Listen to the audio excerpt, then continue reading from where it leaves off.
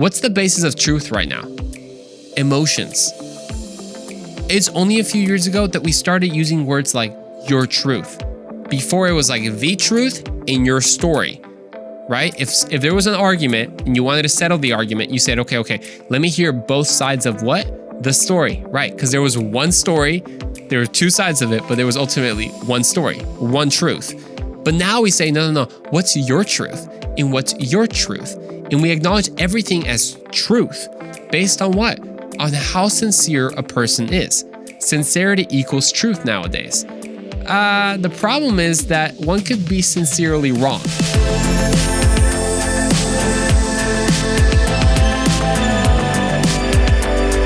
What's up, everybody? Welcome back to the Andrew Roman Show. I'm so happy that you tuned in. I feel like that's the intro for like every single show. If you went back and like played the 90 plus episodes and you put all the intros together, it's probably going to be sound kind of robotic, but I truly mean it. If this is your first time to the show, I just want to say thank you for tuning in. I know you will enjoy this episode. If you haven't already, make sure to catch the newest episode of our success stories, which is kind of an ongoing series every so often. Whenever I get the chance to interview someone who's making a difference and seeing success in their area. I mean, we have interviewed from pastors to independent videographers and content creators to a number one Billboard hip hop artist. I mean, that list has been going on, and I've been loving it so far. If you haven't already, make sure to check out the latest one. I talk with Brady Clayton. He's an independent videographer, and we talk about how to be successful in the creative space.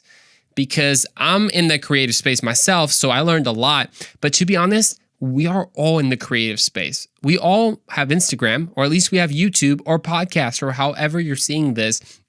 And we can all use whatever platform we have to actually make a difference. So if you already listen to the show, I'm not like a fan of fluff. I don't just say things to say things. I talk a lot, granted. Some people could say I talk too much. Too bad. It's a podcast, so congratulations, you signed up for it. No problem. But here's the thing. Every person I've interviewed actually brings content. I'm not here just to give you another talk. I'm not here to give you some fluff. Brady gave us some real content that you can apply today. So go ahead and check out that podcast. And while you're over there and you're on Apple Podcasts, make sure to subscribe and leave a 5-star review. Share it with a friend. Subscribe on YouTube. All the housekeeping notes. But let's get going with today's episode. I'm going to be honest with you. We're taking this episode in a little bit of a different direction. You probably saw the title, and it's going to get intense and it's going to get super deep. So if you got a long drive ahead of you, this is the perfect episode. If you got a short one, that's okay, because you'll have to finish it a little bit later on. Have you ever heard anyone talk about spiritual warfare? Have you ever heard anyone talk about spiritual warfare? Yeah. If you've been around church for at least a little bit, you either know someone or you are that person that every single struggle in your life is caused by the devil. Come on, somebody. You know exactly who I'm talking about. It's that person who's just like, man, I think the devil's on my case. I woke up late this morning, and then I was late for work, and I had to pray real hard because there was some spiritual warfare going on that highway. There was some unusual traffic, and it was suspicious. It was suspicious because I was late, and then my boss he penalized me. He didn't give me the promotion, and I know the devil's on my case. I need prayer for oppression right now, against oppression. And it's like, bro, I think you just woke up late. Like, maybe the devil's not so much on your case.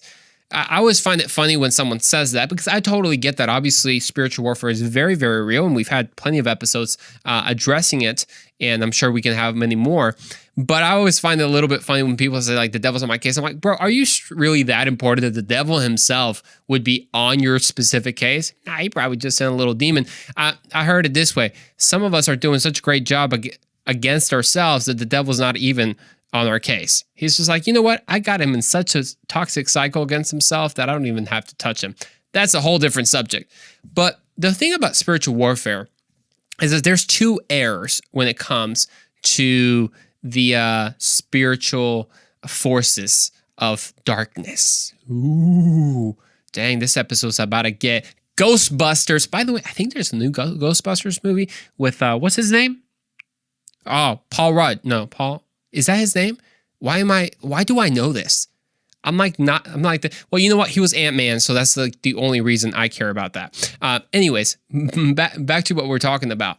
So there's two errors when it comes to spiritual warfare, especially when it comes to believing like in demons and like the devil. And because there's a great percentage. I mean, if you look this up, there's like a very significant percentage of Christians who call themselves Christians and they don't believe that the devil actually exists or is a real like being. And the dark forces, and it's kind of like, really? Do demons really exist? Well, today we're going to be reading letters from the devil. What? The devil's letters? That's right. There's a book written by C.S. Lewis, which is a Christian author and has now passed away, but you talk about one of the authors to read regarding Christianity. Once an atheist, now that became a Christian, professor of English and just at some great universities, friend of J.R.R. Tolkien, who wrote The Lord of the Rings, C.S. Lewis, the author of The Chronicles of Narnia and so many other books, Mere Christianity and others. Well, he also wrote this book, which I was gifted by a dear friend, called The Screwtape Letters. Now, the Screwtape Letters are basically a bunch of compiled letters, which he wrote, so it's a novel, but the perspective is this. Is from one demon to another, or you could call it the devil's letters. It's from one experienced demon called Screwtape, who writes it to a less experienced demon, one who doesn't know how to mess people up, and it's just like kind of first day at work, first day on the job, called Wormwood. And he teaches him how to be a demon, how to mess people up, how to get in the way of God's plans. And man, can I tell you, so far, every single page I've written is insane. So we're going to actually go through a little bit of the first pages of this book to talk about some of the ways that the devil is truly confusing us, not only confusing us, but getting in our way. And we're kind of letting him. Like I mentioned, this episode, guys, is going to get deep. So you definitely don't want to miss any part of it. But remember I told you about the two errors that when it comes to spiritual warfare. Now, C.S. Lewis writes about this. Now, I feel like this is such an old type of episode because I'm here flipping pages on the book. I'm going to read this with my best C.S. Lewis impersonation. Here's the thing. You can Google this and you can hear C.S. Lewis talk on BBC Radio. I think like the British broadcast something. Man, these guys are so smart. Anyone with a British accent is so smart. Look, this has been my argument since day one on this podcast. You can listen to it. Episode number 2, the British accent in Star Wars and the British accent. I make the case that everything is better with a British accent. You sound smarter, more dramatic. You get taken more seriously. Like everything is better with a British accent. Okay, so I can't say like I can really do a great British accent, but here we go. The Screwtape Letters. I gotta choose my narrator voice. The Screwtape Letters by C.S. Lewis. There are two equal and opposite errors. Did y'all understand me? I felt like I didn't even understand myself. Okay, there are two equal and opposite errors into which all race can fall about the devils. By the devils, he means demons. One is to disbelieve in their existence. The other is to believe and to feel an excessive and unhealthy interest in them. They themselves are equally pleased by both. Did you catch that? Maybe if I read it in the Russian accent. There are two equal and opposite errors. I cannot pronounce that word. It's hard in Russian. Into which a race can fall about the devils. One is to disbelieve in their existence, not to believe they will not exist. The other is to believe and feel an excessive, unhealthy interest in them. They themselves are equally pleased by both. So, how do we start this episode? Remember about like the person who's like, the devil's always on my case and the devil this, the devil that. Okay, so we can't have an excessive like attraction to all of a sudden we give the devil so much power against our lives. Like, oh, he's just such a powerful enemy we can't stand up against. Like, no, Jesus defeated him. Greater is he who lives in me, which aka is Jesus, than he who is in the world, aka the devil. So not afraid of the devil. But the opposite error is to just disbelieve in their existence and disbelieve like they even exist or are even relevant to the story. Because they are. And I want you to read the first kind of paragraph in this first letter because we're going to, man, I cannot tell you how deep we're going to get, and it's going to get pretty intense. So this letter starts, again, it's written from the perspective of Screwtape, right? Screwtape, the more experienced demon. And he writes, my dear Wormwood, right? Oh, my dear Wormwood. I think like that's how he would sound like. And then he writes Wormwood a letter. Now, quick preface to this, you will hear words like your man, or your, the person, or the human, you're human. That is the human that Wormwood the devil is in charge of messing up, okay? That's what it means. Now, check this out. This is interesting. Your man has been accustomed, so he's talking about Wormwood's human that he's in charge of. Now, again, this has to do with all of us, because this is a representation of all of us, really. Your man has been accustomed, ever since he was a boy, to have a dozen incompatible philosophies dancing about together inside his head. He doesn't think of doctrines as primarily true or false, but as academic or practical, outworn or contemporary, conventional or ruthless. Jargon, not argument, is your best ally in keeping him away from the church. Are y'all ready? Y'all ready for this? Ding, ding, ding, ding. Round has started. We're going deep. Here's what we learn from kind of this letter from the devil, if you will. Screwtape says something interesting. He says, your man has been accustomed ever since he was a boy to have a dozen incompatible philosophies inside his head dancing around. I want to stop right there to begin with. Here's the thing. We all have, when we grow up with a bunch of different beliefs, right? I grew up in church. So there's always the accusation of, Andrew, you're only a Christian because you grew up that way. Okay, fair enough, maybe. Although I don't think so, because I have my own reasons. But then the same goes to someone else. It's like, well, if you grew up in an atheist household and you're atheist, well, does that make your atheism invalid? Well, no, not necessarily. It's invalid with certain points and the existence of God. But whenever we grow up with a bunch of different beliefs from our experience, from what we're told, from our peers, from hearsay, from we put our thoughts together, right? And this happens very, very often, especially when one grows up in church and then it also has a lot of access to like the secular world, like maybe through public school. So you have one set of beliefs that they teach you at church, and then you have another set of beliefs that you learn at school. And then you have another set of beliefs that you learn from social media and from TikTok. Sound familiar? I know, because I've experienced it. Church tells you this, then you go to school and school says, wait, you really believe that? Like, wait a second. You actually believe that like Jesus is the only way to heaven? No. I mean, you can believe in Jesus, that's fine. But there's all these other religions that you can also believe and as long as you're a good person, you're good to go. Or maybe you grew up in church and someone's saying, well, you see, sex is reserved within marriage. Man, then you go to the university and they're like, are you serious? Like, dude, that's so old fashioned. Like, we're supposed to have an amorous relationships over here, just open with whoever as long as there's consent, you're good to go. It's not sin. What? And then we start believing all these things and we start having incompatible beliefs within our mind.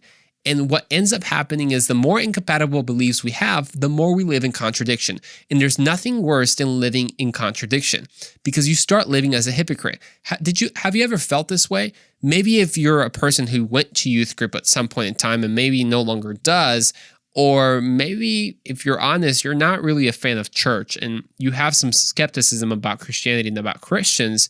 It's because one of the typical stories is the youth that's forced to go to youth group, but he doesn't believe any of that stuff, man. He really doesn't, but he goes to youth group anyways. So he talks one way, he smiles and says, oh, God bless you. But in the back of his mind, he doesn't really believe. Have you ever felt that way?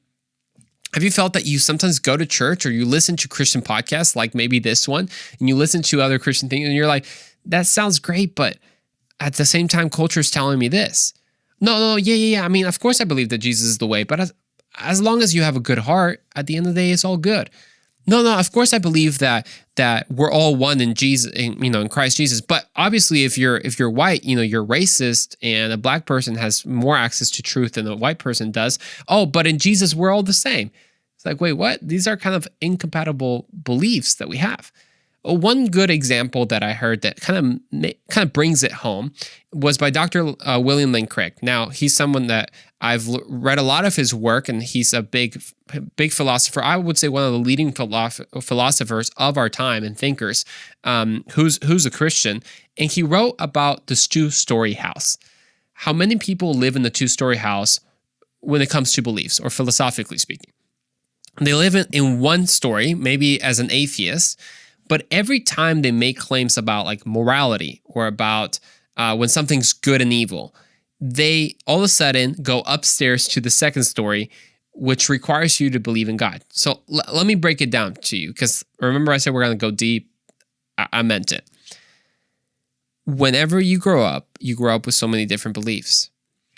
And there's so many people that say, oh, I don't believe in God, but I do believe that man can be good. So then you got to be like, okay, wait a second. So what do you mean by good? Is good just like good for everyone, or is good objective? Is good subjective to your experience? What do you mean by good? They're like, well, I think, for example, the humanist society, if you go to their website, at least several years ago, their motto was good without a God. Well, the question is, what is good without God? What is the definition of good? Two-story house. They can live in their atheism in their first floor if they want to. But if they want to access anything with morality, with destiny, with meaning, they have to go upstairs and start believing in God. Because without God, there is no objective morality. You can't ultimately call something evil or call something good. But besides getting all philosophical and kind of up in the clouds and kind of like, Andrew, I'm not really following you. I don't know about that stuff. We can bring it home to our lives right now. What are the things that you're believing that are contradicting themselves? Maybe you haven't noticed, but my bet is you have. And my bet is you're kind of just delaying the process, and you're just letting it kind of clash. You're saying one thing, but believing another. You're going to church and believing that God, is your provider, but at the same time, you're getting a bunch of credit cards and you're not paying on them on time, and you're not getting a budget, and you're spending a bunch, and you're like, well, that's not really very compatible. Or you say, oh, of course I believe the Bible. I absolutely believe the Bible. Oh, how many genders are there? Well, as many as there has to be. That's totally fine. And yeah, of course, if you're transgender, like you're as much of a woman as any other woman, or as much of a man as much as any other man. Incompatible beliefs. Again, we can stay true to the Bible and love people, but so many of us grow up with these incompatible beliefs that just toss around our heads until the rubber hits the road. And this is when people start leaving church, or they get more committed to their faith, because they're kind of at a, what do they call it? A crossfork? A forklift? ¿Cuál es la palabra? Like a crosswalk or whatever. Whenever you have two options, right? You're either going to go left or you're going to go right, or whichever different options you have. And when rubber hits the road, oil and water can't mix, no matter how much you force them to. Good can't be with evil. And if you believe what God is saying about you, and you really want to be a committed Christian, then you got to throw away those incompatible beliefs and actually follow Jesus. But that's not the only thing that this letter said. It said something very interesting, which I think relates to even more deeply to our society today. It says this. It says, you see, he doesn't think of doctrines as primarily true or false, but as academic, practical, outworn, contemporary, conventional, or ruthless. Let's see if you're following me on this. Our society doesn't think things as necessarily true, just with the sake of logic. What's the basis of truth right now? Emotions. It's only a few years ago that we started using words like your truth. Before, it was like the truth in your story, right? If there was an argument and you wanted to settle the argument, you said, okay, let me hear both sides of what? The story, right? Because there was one story, there were two sides of it, but there was ultimately one story, one truth. But now we say, no, what's your truth? And what's your truth? And we acknowledge everything as truth based on what? On how sincere a person is. Sincerity equals truth nowadays. The problem is that one could be sincerely wrong. Yeah, one can be authentically wrong or just honestly wrong. No offense to them, but just because you believe something to be true doesn't make it true. And it doesn't make it false either. It must go through the logical conclusion and the logic, if you will, the scientific method of argument, right? Where you have to prove it to be true or you have to disprove it. But people don't think of things like that anymore. Honestly, it sounds old-fashioned. For me to like talk right now about like truth and all this, you're like, Andrew, you're going too deep, bro. Like, I can't follow you in this stuff, dude. You're rambling. Because people don't think of things as true anymore. We think, how about this? Oh, that was so brave. Have you ever heard that? It's usually when someone comes out of the closet in the LGBTQ plus community, they're like, oh man, you're so brave. And it takes bravery to say the truth. And usually, if someone's brave about it, it's usually because it's true. At least that's what we're told. Unfortunately, it's not. If you're brave and you say something, it doesn't mean it's true. If we say, oh, it's just the inconvenient truth, it still doesn't mean it's true. You see, we no longer see things as true or false. Is it convenient? Does it help me right now? Is it practical? Does it sound smart? We're good to go. That's it. Okay, this is why we have people who just change their beliefs all the time. And it happened, as I'm going to call some things out, it happened very often, but especially you saw that last year with a lot of the riots. We had a lot of Christians who, again, atrocities on the race side, 100%, but then there were Christians who actually, because it seemed practical, because it was convenient to whatever they believed, they're like, oh, the riots, yeah, that's not necessarily bad. There's a reason that they're burning down buildings. There's a reason that they're burning down, especially in low-income communities and minority-owned businesses. Yeah, they're burning those down. But hey, it's practical. Hey, it's convenient. What? What? Are you kidding me? Like, no. That doesn't make it right. It doesn't make it true. We have to stand up for what actually is true. And you can do that, one, through logic. And yes, experience definitely helps with that as it helps to verify it. But there's much more of a process to see if something is true. And ultimately, we can get it from the Bible. And the main part that I want to focus on is the last sentence that I read out of this book. And it says this: jargon, not argument, is your best ally in keeping him from the church. Yo, I struggled with this all the time. You know what jargon is, right? Jargon is just the certain phrases or words that are used in a certain context. So there's like football jargon, right? Touchdowns and this and flags and dude, I don't know any football jargon. Then there's like music jargon, right? When you use like, oh yeah, hit the beat, or you're off tempo, or are you Russian or are you dragon? You know that reference, right? That's all jargon, music jargon. But what about church jargon? We all know it well. Boy, don't lie to me. You know how to sound Christian. God bless you. Hi, brother. Good. God bless you, man. I'm good. You know, I'm blessed and highly favored. Amen. Yeah, the rest of my days will be the best of my days, bro. I'm feeling so favored right now, Father. I thank you for your anointing. Come on. We all know, especially if you went to youth group, you know what you say. God bless. God is good all the time. Finish it. All the time. God is good. We know the jargon. We know what to say, but do we know the argument of why we believe what we believe? See, this is why only 4%, according to the Barna study, only 4% of Gen Z have a biblical worldview that they can answer the questions of morality, of meaning, of destiny, of origin, of identity, of sexuality, all these things from a biblical worldview. Only 4% can do that, according to a Barna study. Millennials, they're at 6%.